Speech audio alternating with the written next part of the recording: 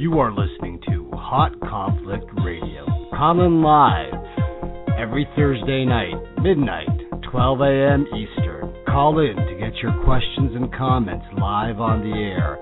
Dial into the show by phone, 760-825-0949. You can dial in from the site on Blog Talk Radio using Skype or through a regular phone calling in at 760-825-0949. That's 760-825-0949. Get your questions and comments live on the air, talking about the weird and the wild, the strange and the supernatural, things that go bump in the night.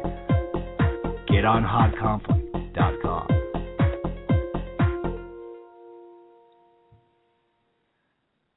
So we said there's a lot of weird and strange things going on, a lot of supernatural things happening all around you, what we call the unseen. And yet we're in this strange cycle where perhaps between the dates of November 11th and the so-called end of the solar cycle or time cycle of the Mayans, the 2012 date, which is actually December 21st. So between the November 11th and the December 21st is a time period of 40 days. Now, in that hadith, the Prophet specifically talks about the nature of your own creation, that everything happens in cycles. And when we talk about numbers, we're not talking about numerology, and we're not talking about lotto numbers, and we're not talking about fortunes. We're talking about the makeup of the matrix. That this is a system created by your Lord, and it has signs and symbols that the very sun, my brothers and sisters, the very cycle of the sun runs a prescribed course. And those of you who are fans of the show know that according to the traditional sunnah, the setting of the sun and the end of the world are two separate events. The setting of the sun is a first stage sign of the coming changes in time. And all things run their own cycles. And so you are actually formed in the womb of your mother for a period of 40 days.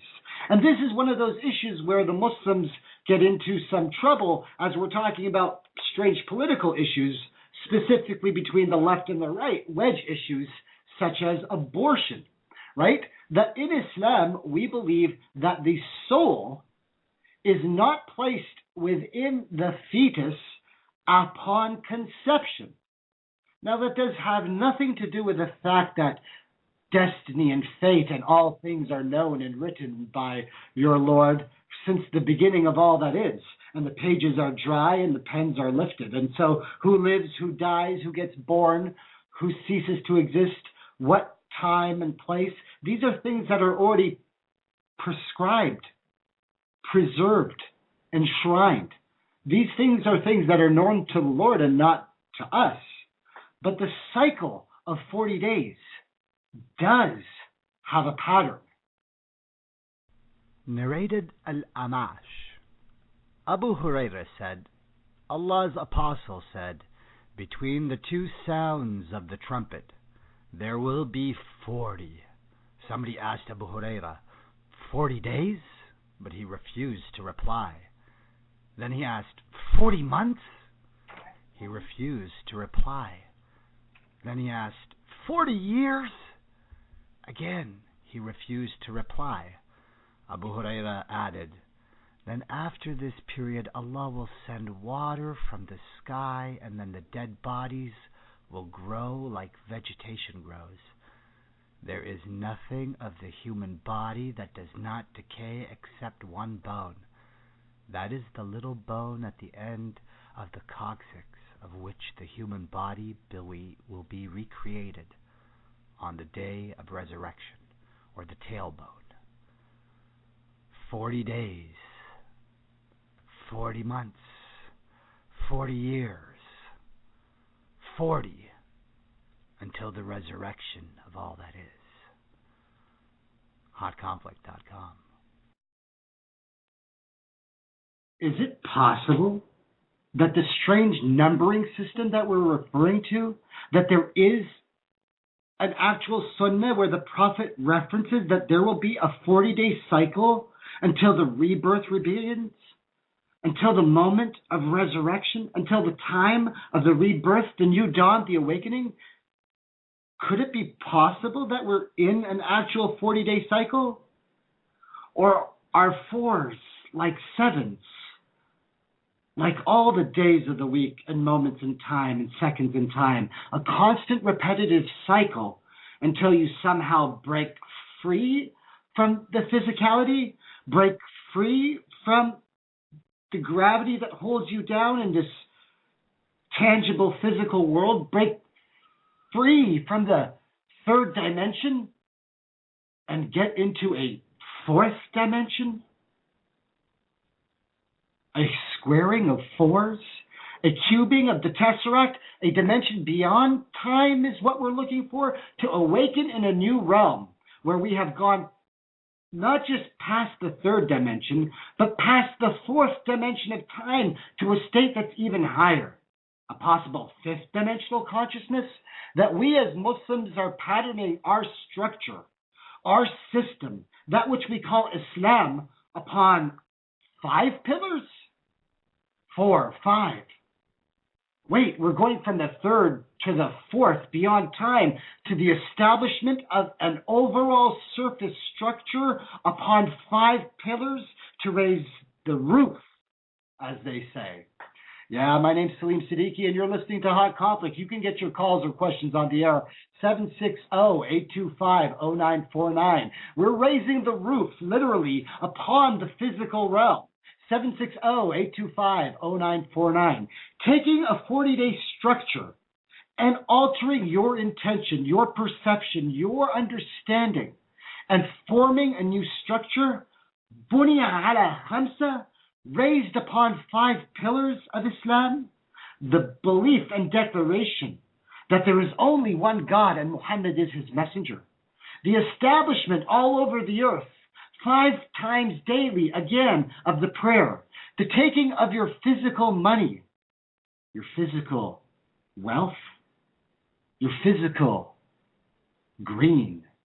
Yeah, man, you got to give up the green.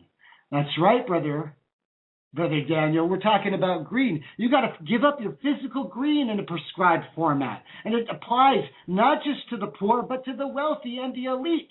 Isn't that strange that one of the most important issues covered in this election was, do the most wealthy have to give up some of their green for the betterment of the whole?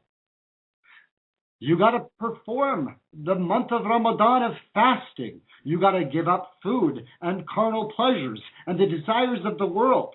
We're not those who define ourselves by our sex, by our genders, by any of those roles. We give up all of that for 30 days. Unlike those who call themselves homosexuals or transgenders or lesbians or heterosexuals, we don't call ourselves by our sexual orientation. We give up sex totally during the day for 30 days.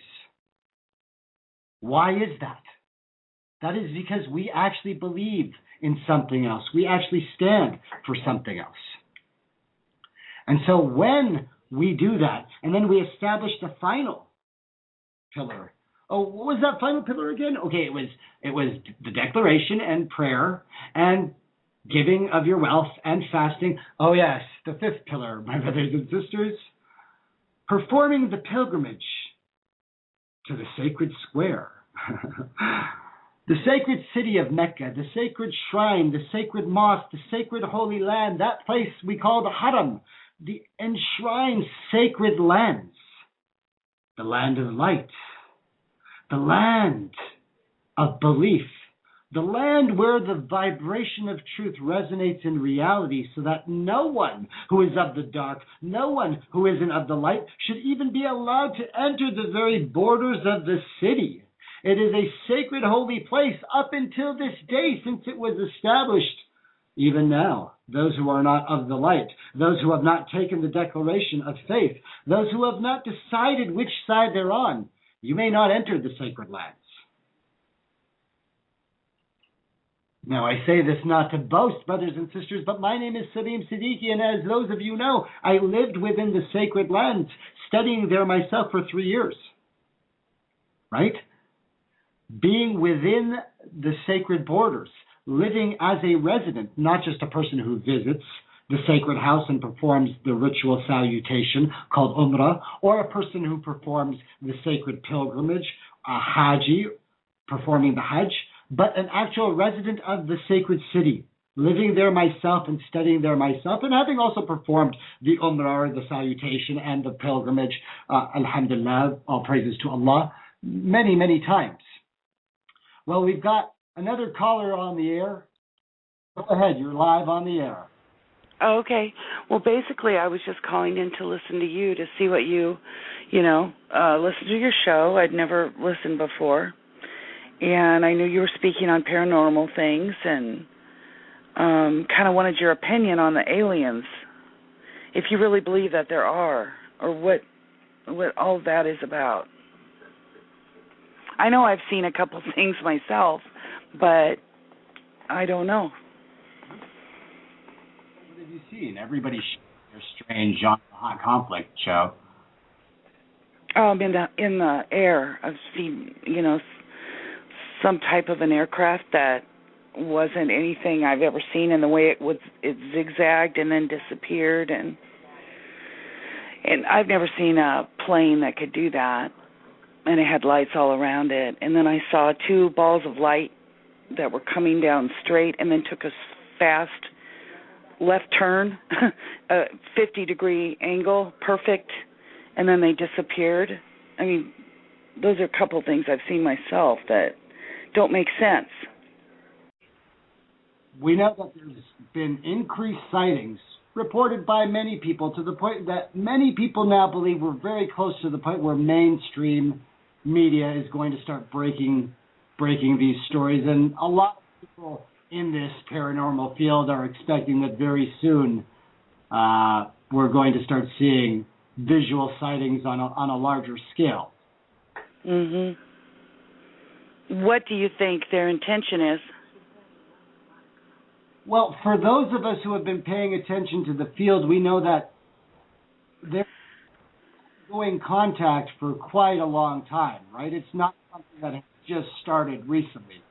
And there have been, of course, both light and dark beings from various realms interacting with humans. It's something that has been talked about since the times of ancient myths and folklores and legends.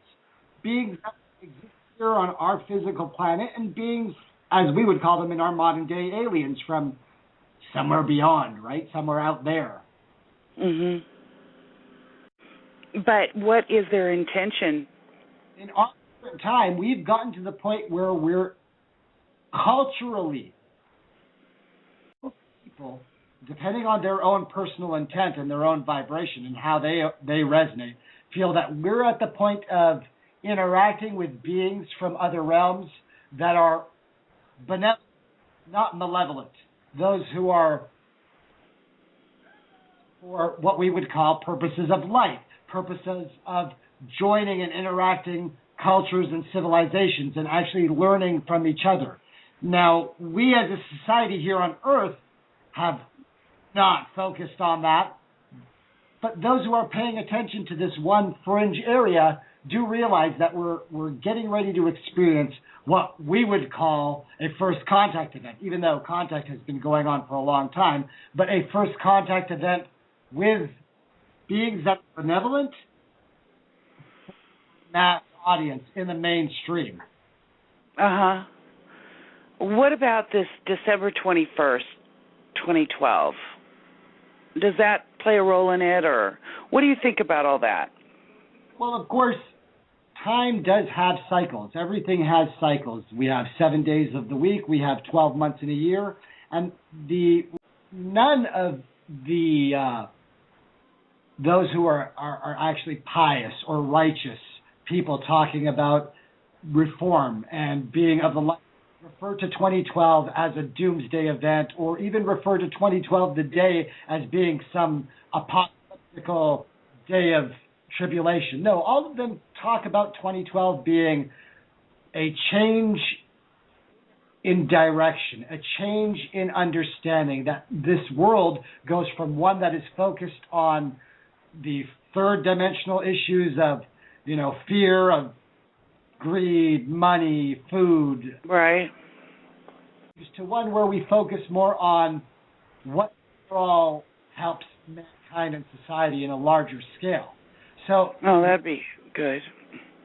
Happening, and it really is just the fact that the majority, or more than the tipping point of 51% or so, hasn't got there yet. But you're seeing stuff on TV with shows about aliens and UFO chasers and ancient aliens, History Channel stuff 10 or 15 years ago would never even have been aired, is now being shown on National Geographic. It's being shown on History. It's being talked by mainstream media outlets. Not that we would like to yet. People who talk about these things are a little bit woo-hoo, right? But starting to change. You are listening to Hot Conflict Radio. Colin Live. Every Thursday night, midnight, 12 a.m. Eastern. Call in to get your questions and comments live on the air. Dial into the show by phone 760-825-0949. You can dial in from the site on Blog Talk Radio using Skype or through a regular phone calling in at 760-825-0949. That's 760-825-0949. Get your questions and comments live on the air, talking about the weird and the wild, the strange and the supernatural, things that go bump in the night. Get on hotconflict.com.